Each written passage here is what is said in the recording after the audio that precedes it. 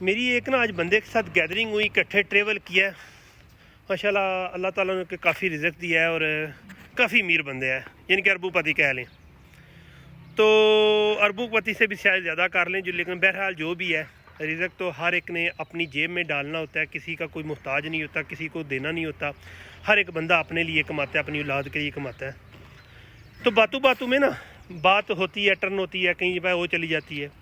انہیں ذکر کیا کہ میں نے تقریباً 8-10 کروڑ کی کوئی جو ہے نا V8 لی رکھی ہوئی ہے، ساتھ ہی جناب جو ہے نا فارچونر جو ہے اس کا نیا جو اپ گریڈ ماڈل آیا وہ بھی ہے، کیا میں نے خود دیکھی ہے۔ اس کے بعد میں نے کہا آپ اس چھوٹی گاڑی پہ کیوں سفر کر رہے ہیں؟ تو انہوں نے کہا کہ میں پہلے جاتا تھا لاہور، جہلم سے لاہور، تو میرا V8 پہ تقریباً 35-40 ہزار کا جو ہے نا جن کے آئل فیول کنزمپشن تھی۔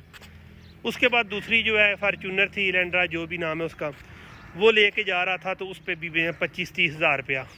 لیکن جب یہ میں گاڑی لاہور لے کے جاتا ہوں، تھوڑا گھوم پھر کے بھی آ جاتا ہوں تو 10 ہزار پہ میں واپس آ جاتا ہوں۔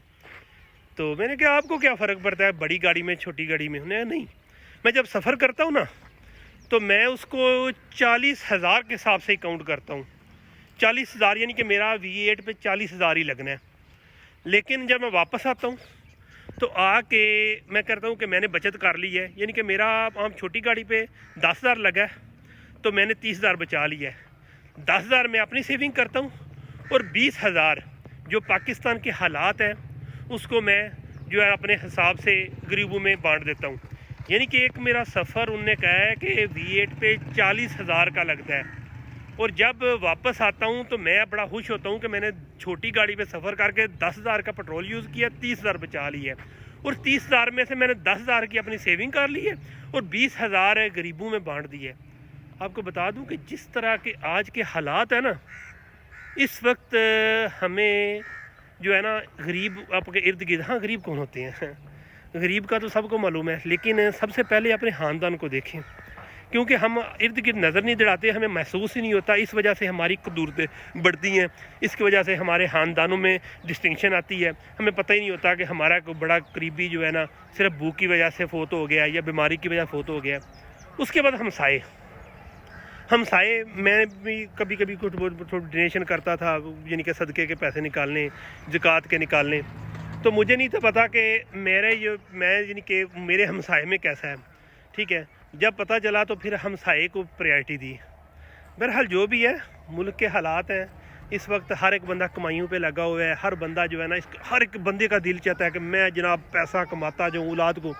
تو جنہوں نے بہت زیادہ پیسہ کمایا نا، اس کی میں دوسری اگزامپل بھی دیتا ہوں۔ میرے ایک بہت ہی قریب کے ریلیٹیو ہیں، تو وہ ان کے پاس یعنی کہ نا پیسے کی اتنی بہتات ہے کہ اگر وہ بندہ اپنا بتانا شروع کرے تو اس کو کئی جو ہے نا دن لگ جائیں، اس حساب سے وہ اس کے پاس پیسہ ہے۔ تو ایک دن میں نے کہا کہ آپ وہ پیسہ جو ہے نا خرچ نہیں کرتا اور بہت دھیان سے استعمال کرتا ہے۔ تو میں نے کہا کہ آپ کی لائف کے جب موت کا نام لیا نا کہ آپ نے مر بھی جانا ہے، تو بندہ کانپ گیا۔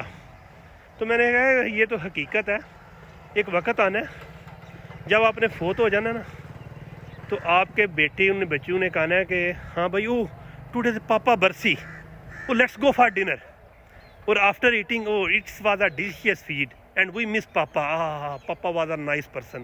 اس سے زیادہ کچھ نہیں ہے۔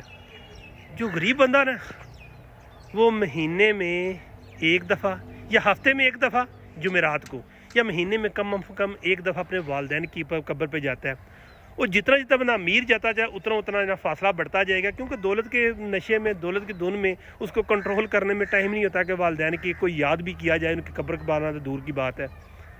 اس لیے اللہ تعالیٰ سے آخرت کی بہتری مانگیں، آخرت کا سفر بہتر مانگیں، اپنی زندگی میں اس طرح کی بہتری کہ یا اللہ میرے دنیا بھی رہے اور دین بھی رہے اور آخرت بھی رہے۔